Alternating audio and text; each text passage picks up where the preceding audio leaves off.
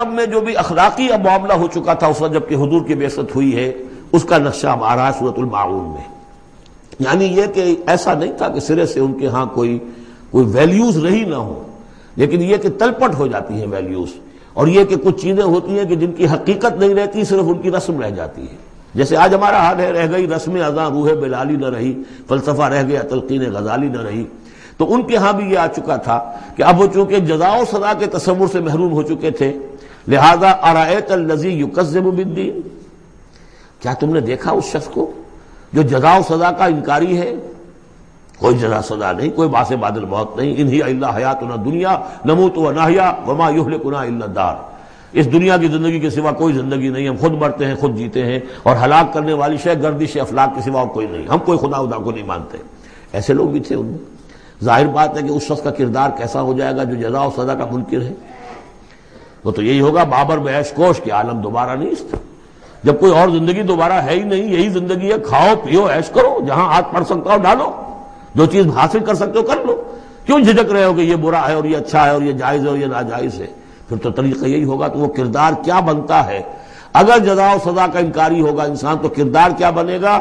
فَذَلِكَ الَّذِي يَدُعُّ الْيَتِيمَ، وہی ہے کہ جو یتیم کو دھکے دیتا ہے۔ کیوں کھلائے یتیم کو؟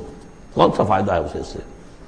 وَلَا يَحُضُّ عَلَىٰ طَعَامِ الْمِسْكِينِ، اور کسی مسکین کو کھانا کھلانا خود تو درکنار، کسی اور کو بھی اس کے لیے کوئی تلقین کرنے کو تیار نہیں، اس لیے کہ اندیشہ یہ ہے کہ میں اسے تلقین کروں گا تو پلٹ کر مجھ سے نہ کہے کہ تم کیوں نہیں کھلاتے۔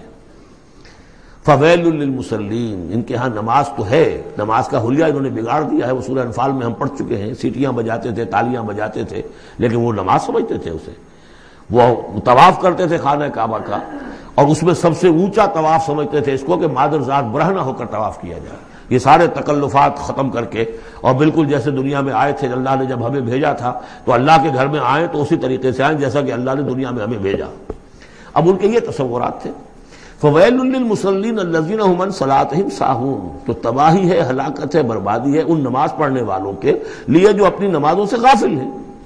اس کی روح ختم ہو چکی ہے، شکلیں بھی بدل دی گئی ہیں۔ ہمارے ہاں اللہ کا شکل ہے، اس امت میں شکل نہیں بدلی ہے۔ صلو کما رأیتمونی اصلی، اللہ کا فضل ہے، اس طرح کی بدعات وہاں ہمارے ہاں نہیں ہے، لیکن یہ ہے کہ روح جو ہے، روح نماز، حضور قلب، آدمی نماز پڑھ رہا ہو تو احساس ہو کہ میں کس کے سامنے کھڑا ہوں، اور پھر جو کہہ رہا ہو اس کو سمجھ رہا ہو، اور خلوص و اخلاص سے کہہ رہا ہو ایاک نعبد و ایاک نستعین، پھر اس پر عمل کرتا ہو، وہ کہاں کتنے ہیں؟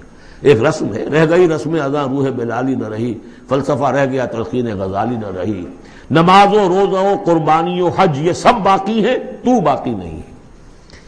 الذین هم عن صلاتهم ساہون الذین هم یراؤون، اور اگر کوئی نیکی کا کام کرتے ہیں تو دکھاوے کے لیے، تاکہ اس سے کچھ شہرت ملے، بڑا بہت سخی آدمی ہے۔